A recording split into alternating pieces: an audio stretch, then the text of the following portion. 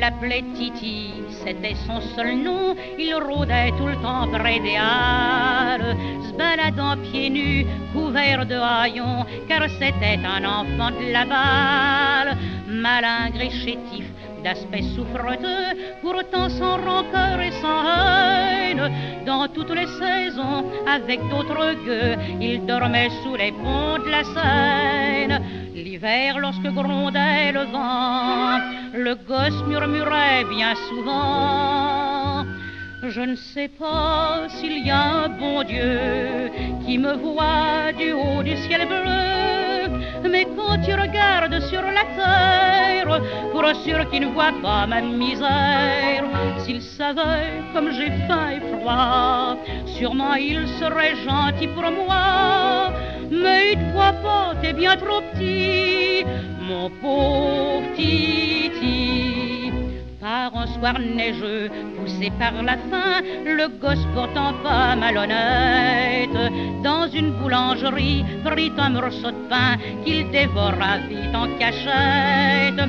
Mais on l'avait vu, et sans compassion, sans pitié pour son tout jeune âge, on le mit dans une maison de correction, captif comme un oiseau en cage.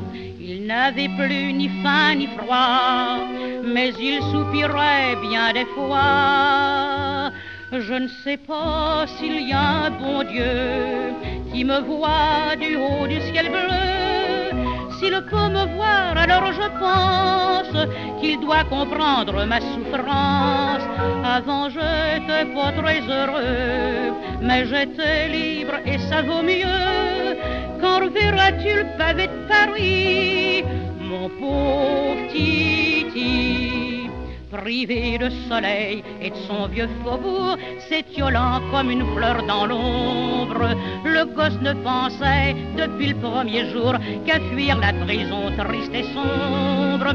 Alors de sa fenêtre un soir il sauta, mais il vint s'écraser par terre, et presque mourant quand on l'emporta, c'en était fini de ses misères.